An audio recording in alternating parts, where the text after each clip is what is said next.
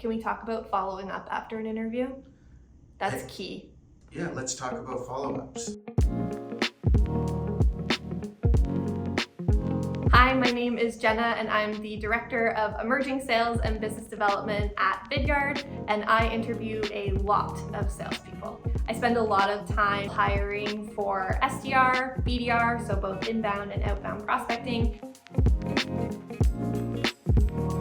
If you don't have sales experience and you're applying for your first sales role, definitely think about any past experience you have and what some of those transferable skills might be. For example, if you only have retail experience, you probably have dealt with a lot of angry customers or customer service related situations that you could use. If you were a server or worked in the restaurant industry at all, once again, customer service, you probably can build relationships with people as well. So really just thinking about any of those soft skills that you have from previous job experience, even like post-secondary experience as well. You've probably had the joy of group projects, and so you can talk about teamwork and things like that.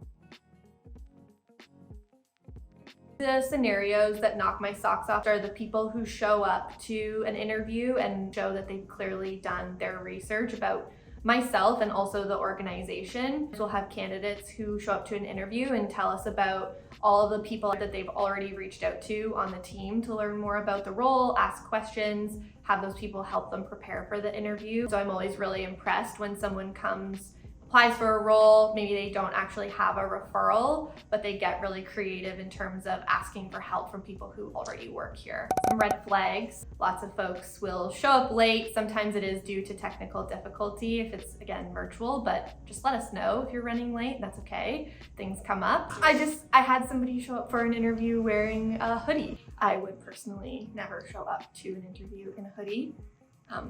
I don't expect a suit either. And then once you are on the call, considering that topic of small talk, definitely don't want to overshare. Are you monotone, or do you seem excited about the role? Are you a generally positive type of person? It's important to consider why someone is looking to make a move, especially if they have previous experience.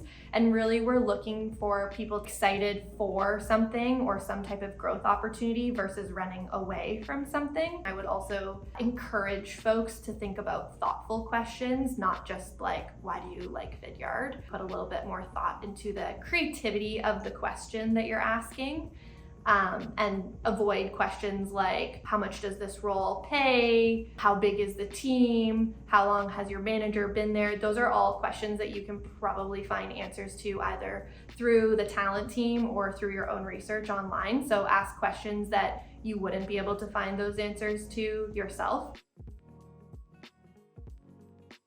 Really, we're thinking about what would it be like if we were actually a prospect versus just interviewing you, because a lot of the presence that we see in an interview is how we expect your presence to be when it comes to a selling situation. One of the questions that we always ask is for our candidates to tell us how they handle a rejection. This is a pretty open-ended question. In an ideal state, the candidate answers with not only some examples of scenarios where they really truly have encountered rejection. That could be from a previous sales role, or if they don't have sales experience, you can experience rejection in multiple different facets of your life. Really what we're looking for in terms of an answer here is the candidate making it clear that they realize rejection is part of the role, they have really thick skin, they think about it for a moment but not for too long before just moving on and not dwelling on it, and knowing that, in a cold call scenario, if you get told no, that there's going to be more no's than there are going to be yeses. Another question that we will often ask is to tell us about deals, whether it's an opportunity or a deal that they closed that they were proud of and why, or a deal that they lost and what they think they could have done differently to actually have won. What we're looking for here is for candidates to show that they can take ownership, learn from experience, and make adjustments as needed in the future. What we're not looking for is for candidates to give us examples of deals that they lost that were completely out of their control. Candidates will answer this question and they'll be somewhat blaming upper sales leadership, some type of limitation with the product, something that's just totally out of their control. So really we want to know something they specifically could have done differently. Another question that we ask is related to transferable skills. So we'll ask a candidate to tell us about their top 3 skills that they've gained in previous experiences that they think will be transferable and applicable in this role. Really with this question, we're looking for soft skills or hard skills, but you can really tell how much research somebody has done about the role based on the answers they provide. For example, with some of our account executive postings, we make it really clear that outbound is a major part of the role and the expectations.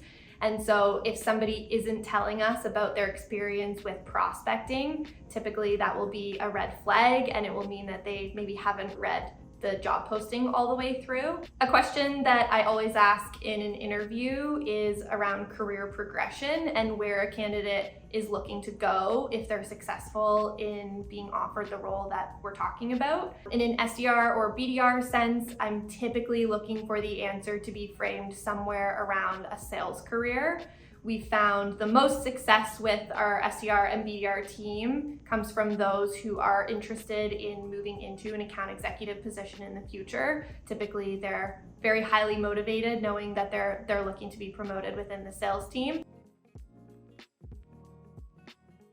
After an interview, I am always on the lookout for a good thank you note to come across, whether it's an email or a LinkedIn message.